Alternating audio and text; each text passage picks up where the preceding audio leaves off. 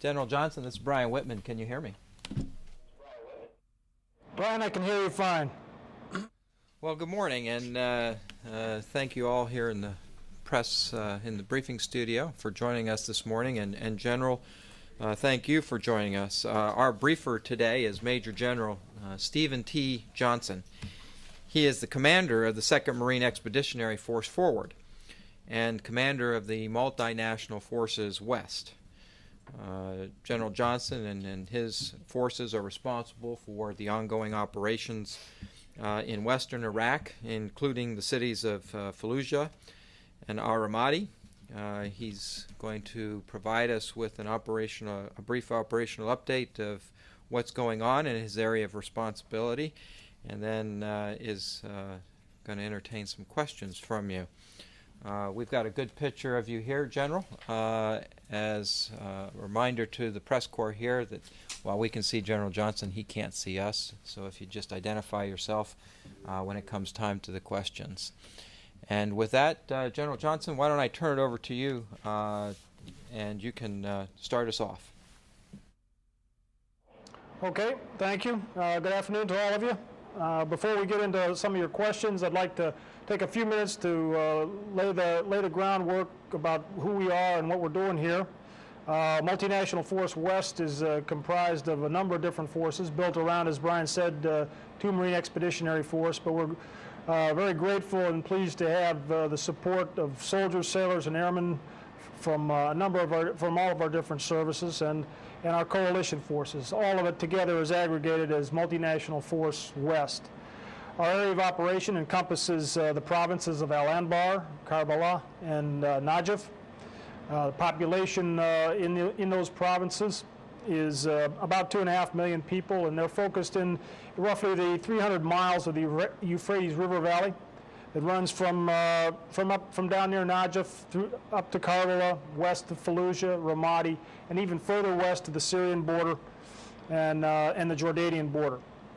It's a huge area, as you can tell if you look at a map, and various different types of vegetation, but generally very harsh. For the citizens of those provinces, the period following the January 2005 elections has been one of considerable progress, in my view. Through an increasingly Iraqi-led partnership, a security environment is being created that fosters the development and growth of governance and ultimately a healthy economy for the Iraqis in this diverse and very difficult region. There's been some challenges, certainly, and progress has been slow at times, but it's still progress nonetheless, in my opinion. And we're also seeing a lot of evidence that the people of the region are getting very tired of the violence, the intimidation, the murder, and those things that are brought to them by the insurgents, and they want something better. Multinational Force West's mission is to create a security environment that facilitates the development of the Iraqi security forces and enables the support of the growth of Iraqi self-governance and self-reliance. With that in mind, we currently have approximately 30,000 U.S., Azerbaijani, and Bosnian coalition forces, and we're partnered with and trained with and fight with 10,000 approximate Iraqi soldiers. It's 10,000 a day, and there'll probably be more. There will be more in the future. In addition, in our area we have new emerging police forces. They've been vetted, they've been trained, and they're starting to report now to various cities throughout the region. In addition to that, we're involved in construction of police forts and in the cities, continuing to try to give the police forces a secure facility and a place from which they can conduct operations and support their communities. Through a steadily strengthening partnership, the capability and competence of the Iraqi soldiers is improving, and they continue to play an increasingly important role in all the operations that we do, and in some cases recently even taken the lead in some smaller operations. The efforts of this coalition and Iraqi team have set the conditions for positive change and growth in this area of operations.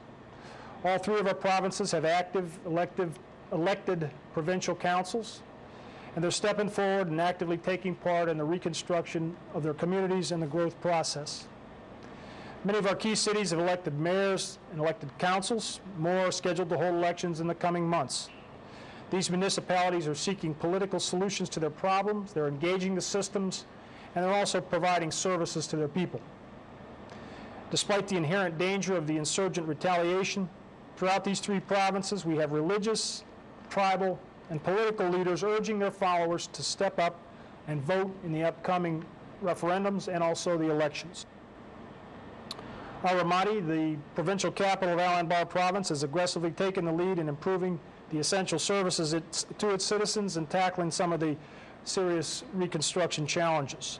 The current governor took office without hesitation following the kidnapping and death of his predecessors at the hands of insurgents. And insurgent activity has not deterred him from what he sees as his duty.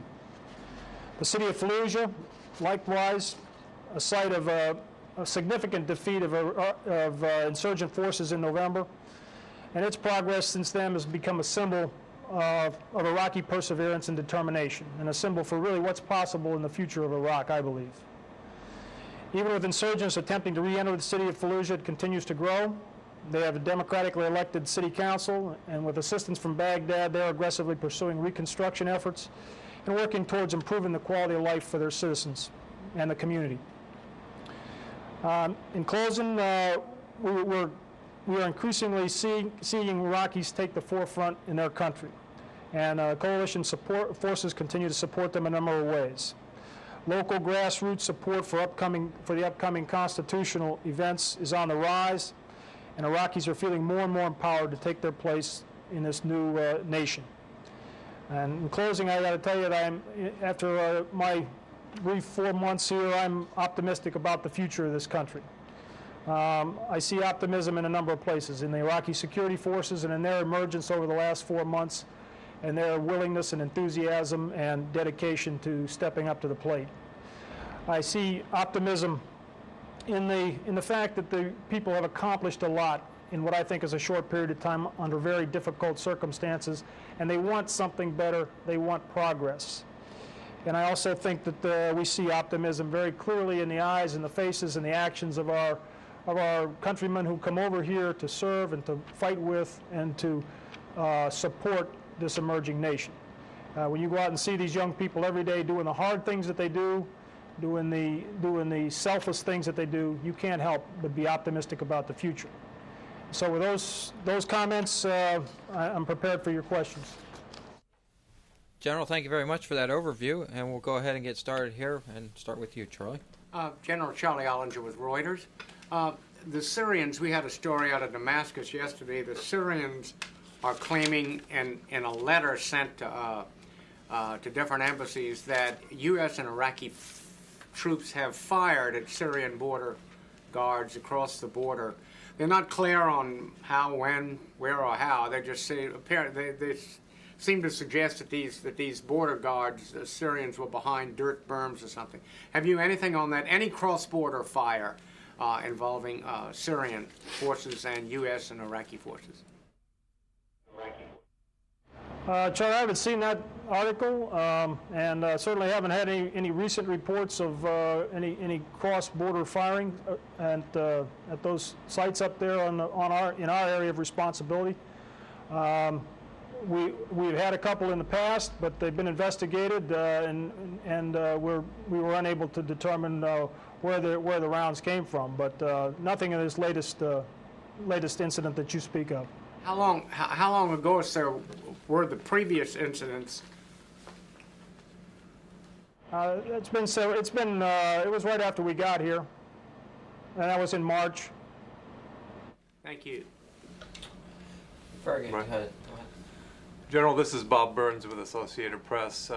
You mentioned briefly Fallujah.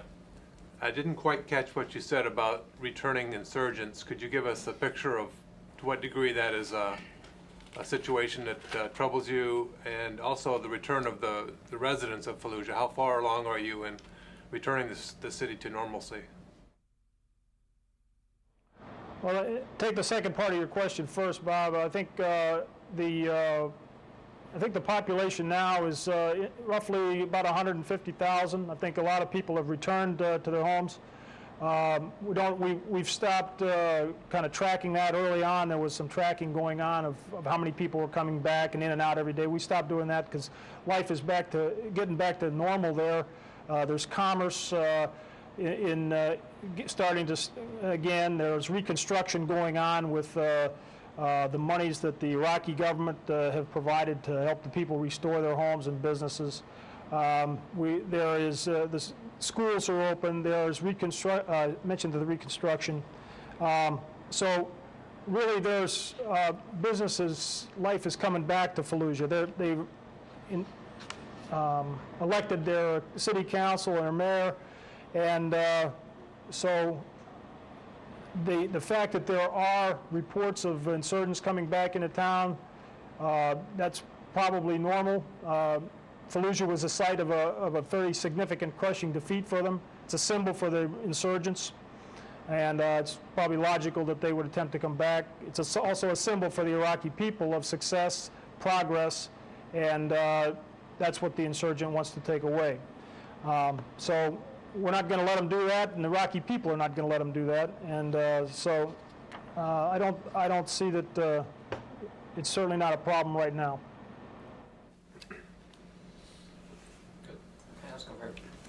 Sir Gordon Trowbridge from the Army Times papers. Wanted to ask you about a couple of items that your predecessors from 1 MEF were dealing with and progress that you may have made on those items since then. The first on Fallujah, 1 MEF folks were very interested in getting sewer, water, and electrical services back up and running in the city. Wondered if you could give us an overview on how that is going. And also you mentioned briefly the police forces in Anbar province. 1 MEF basically had to disband the police, particularly in Ramadi. Wonder if you could talk a little bit more about trying to rebuild that and what progress you might have made in that area. Okay, the first question was the progress that's been made on some of the services and the infrastructure in Fallujah. A considerable amount of money has been spent on some of the improvements, somewhere in the neighborhood of I want to say $55 million has been invested in water improvement projects and so forth. The water lines have been hooked up. The water lines are charged, and the only thing that remains to be done is to get the water from the main lines into the people's houses. That's what's ongoing now, trying to get that work done, because the infrastructure that was there was pretty rudimentary and some of it was destroyed. So that's on track. Also with electricity, large portions of the city have electricity back. There is electricity in the lines, and again, the main, not concern, but the main effort right now is to get the transformers and get the electric from the pole into the people's houses. That's one of the responsibilities of the local government. They're working on that. They got local crews working it, and it's moving along successfully right now. With respect to, so what was the second part was? Police forces. The police forces, right. As you pointed out, 1 MEF discovered that a lot of the police forces were not suitable. They were actually working against us, against the coalition forces in many ways. There was a lot of corruption, and for the most part, they were all the police were pretty much let go. Since that time, we've started to send screen. There was a rigorous screening process put together by the Iraqi government. They've chosen new candidates. We've sent them to school. They've gone to school in a major school in Jordan. We also run police academies here in Al Anbar province. Right now, there's about close to 400 police that have gone through this program and are back in the streets in Fallujah and in the surrounding area. We've got a ways to go on that, but the schoolhouses are filled. The vetting process continues, and this police will make a major difference in the environment, in the security of the environment of these communities. So we're eager to support the Iraqis in this effort. Let's go here to Joe. General, this is Joe Tabet from Al Hura TV. Let's go back to about the Syrian-Iraqi border. How could you describe the situation now on the Syrian-Iraqi border, and what about the Syrian request to install radar monitoring system and night vision system on the border, and this request was refused by the coalition. Could you tell us why? Could you repeat the last part of your question? I didn't understand the system that you were talking about. General, I told you that there is a Syrian request to install a radar monitoring system and night vision system on the border. And this request was refused by the coalition. Okay, I have no knowledge of what that's a request from one government to another. I don't know anything about that one. Haven't heard anything about it. And first part of the question was about the border in general. That's a huge border up there. We have approximately 1,100 kilometers of border in our area, and in the area that border the Al-Anbar province. We recognize that it is porous, that there are people who come across there, smuggling and so forth, and that's why the Iraqis are very interested in restoring control to their border. And we're supporting them in that effort in a number of different ways, through training, through construction, through transportation. We're trying to help them get control of their side of the border. And also, I know the Iraqi government and the U.S. government are asking the Syrian government to redouble its effort on its own side of the border. Just to follow up, is there any monitoring system, a radar monitoring system on the border or night vision system now? I have no comment on that right now. So we can say no? I'm not going to comment on the security aspects of the border. The specific question that you asked me about earlier, I have no knowledge of, and I'm not going to comment on what is out there and not out there in terms of security equipment. General Julian Barnes from U.S. News and World Report. I wondered if you could comment on what percentage or give us a sense of how many of the 10,000 Iraqi soldiers you have that can operate on their own without the direct supervision of your Marines. Well, right now, we don't. We are still in a fairly early stage of partnering with the Iraqi forces that are assigned to us. Al-Anbar was was a little bit later in getting some of the influx of some of the newer Iraqi Army forces. So we've only been at it for a few months, and at this point in time, we don't have any forces that are ready to stand up and conduct independent operations on their own. But that's okay because they're making great progress in their development. We have all of our Army forces partnered with Marine or U.S. Army forces, and in the last 6 or 8 weeks, we have started to see some great results from this partnering and from the training and from the efforts of the Iraqi soldiers. We've had them in a number of operations. They've been into combat with our forces side by side. They've fought bravely, they've fought effectively, and they've bled for their own country. Moreover, we've now gotten to the point where our confidence in them and they in us and their training, and we were able to put them what we call strong points. We've left behind strong points in various cities after these major operations. Strong point consists of a unit of Iraqis and its partnered unit. They stay there even after the bulk of the forces have pulled out. What that does is establish a presence in the city, and we're getting great results from that. We're getting an increase in tips on what goes on. Just the other day, we got one in one city where they identified a man as he was going to get in a car that had an ID in it, and were it not for the security forces being there, we wouldn't have. They recognized something that the other folks there didn't. So they're getting better intel, more tips, and I think there's a greater confidence that comes from the people seeing their own forces partnered up like a good cop on a street. I think they appreciate that, and it provides confidence. So they're making great progress in the security forces, and we intend to continue to work that way. By this summer, by the end of the summer, we will have a Iraqi division here in Al-Anbar, and then later on in the fall, greater numbers of forces will come in as their training is completed. General, just as a quick follow-up, based on the progress that you're seeing, do you anticipate that by next year you will be in a position to recommend that the American forces can sort of shift their balance and have fewer American infantry and rifle companies and more logistics and advisor units in order that are primarily focused on aiding the Iraqis? I believe that's a fair statement. Next year, in 2006, by then, some of the forces that are here now, I believe, will be ready to assume battle space on their own, and some of the forces that we will be fortunate to have partnered with us in the fall, I think later on in 2006, they will step up to the plate after they've had time to train and mature and be able to do the same. So I think your statement is fair. I'm not going to get into the numbers and so forth, but that certainly is very probable. Sir Gordon Trowbridge again from Army Times.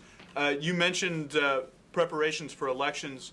Anbar was sort of a trouble spot during January's voting, very low turnout and disorganization with the Iraqi Electoral Commission.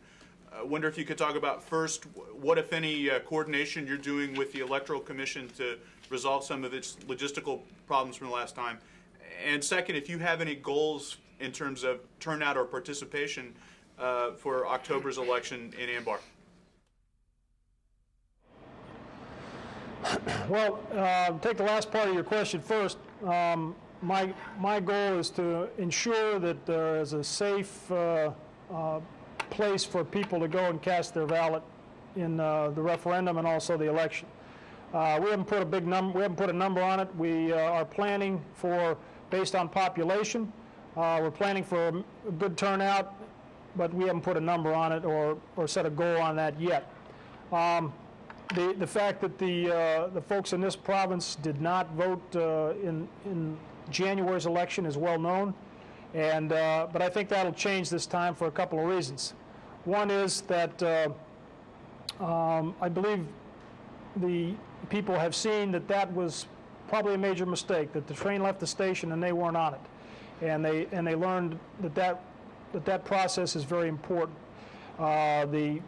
The anecdotal information and the man in the street interviews, or when you talk to folks, virtually everyone tells you that yes, people will vote in this election. I think also that there is greater confidence among the people in the cities, in the major population centers now, in the governments that they've elected, the local governments that they've elected, and in the security forces that are here or will be here by the time the election is. That confidence translates into willingness to vote, I believe.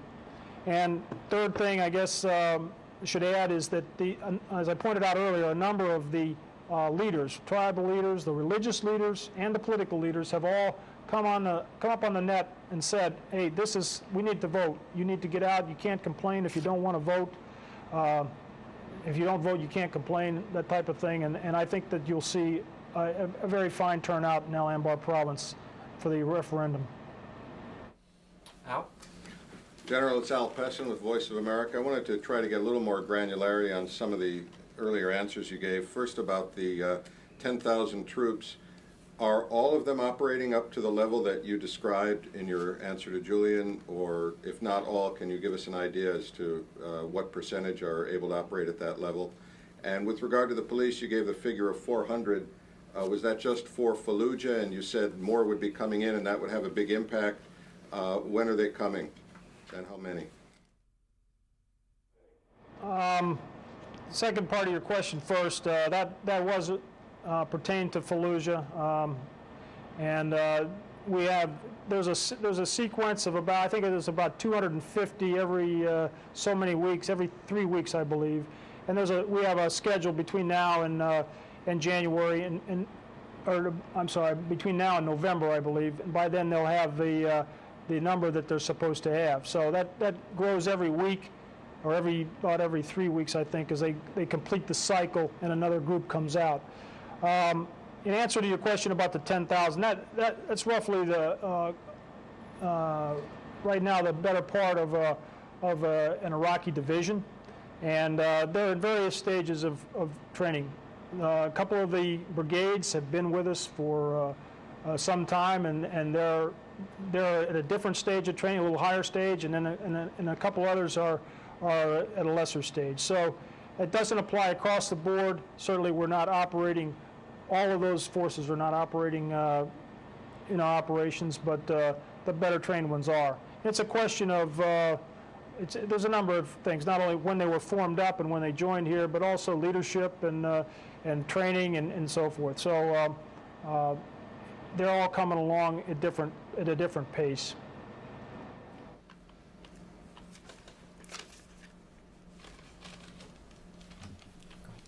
Sir, just to make sure I understood that last answer correctly, you anticipate having a complete police force for Anbar by November? No, no, that was not for Anbar. That would be the comments that I was making about the police dealt with Fallujah, the city of Fallujah. So Fallujah is a city in Al Anbar. The security situation in Al Anbar as a whole needs to mature a little bit more before we can start introducing police in other places. We have a plan for that, and when the conditions are a little more conducive to that, we'll go ahead and that program will begin. But right now, they're going through the government is going through the Iraqi government is going through a process of vetting and doing a quality control check on those who want to apply for working in the police department or in the police forces. So my comments were directed at Fallujah. All of Al Anbar is a little different. Thank you. General Julian Barnes here again. Can you tell me a little bit about the Marines' efforts to stop the flow of foreign fighters and potential suicide bombers across western Iraq to Baghdad? Like I pointed out earlier, we're working very closely with the Iraqi the Border Defense Forces, which are the Iraqis' border guards, if you will. We are very much involved in training with them, in supporting the construction of border forts.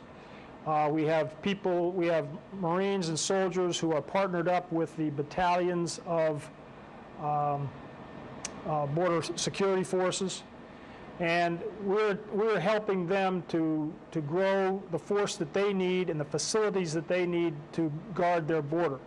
As I pointed out, it's a huge undertaking, and it's going to take a little time to get this to grow the force to the size that it needs to be to do it. So we're involved very heavily with that. Also, I think I got to point out that you don't necessarily have to be on the border, necessarily sitting on the border to guard the border, and a number of the operations that we've been involved in, either as a coalition force or as coalition forces and Iraqi forces, have been designed to deny and defeat some of these forces that have come across the border illegally before they can get to some of the areas further to the east. So those are two examples of things that we're doing to defeat the people that come in illegally for no good reasons and head east to do things that catch the eye of the press and so forth in the big major metropolitan areas. Got time for one more, I think. General, this is Bob Burns again from AP. In the report that the Defense Department sent to Congress yesterday in describing progress in Iraq, was mentioned that the border guard, the Iraqi border guards, that there's a problem there with infiltration of insurgents into the border force. Could you give us your assessment of the degree to which that's a problem and whether you can do anything about it? I believe that from the experience that we've had with the Iraqi border security forces out there, that the officers that are running that for the Iraqi side are competent officers. They're experienced, and I think over time, where they get enough training, enough facilities, and the right equipment, that they will be able to make a difference in the amount of things that get smuggled across the border. Right now, they still have a long way to go to seal off the border or to grow those facilities along the border. There hasn't been anybody out there for a long time, so they have their work cut out for them. The Border Security Forces, I think it's going to take some time and training for them. They too are pretty new to the business. They've been recruited, sent to some fundamental training, and then sent on out there, and it's going to require more training for them too. Over time, I think you'll see the results will improve, and that they will get better and get more proficient, and certainly be able to make a difference on controlling their own borders. Well, General, we've reached the end of our time. We really do appreciate you taking this time, though, to be with us, and it really helps us back here understand what's going on in your part of the world right now. So thank you very much, and we wish you the best and hope to see you again very soon in this briefing room. All right, thank you very much.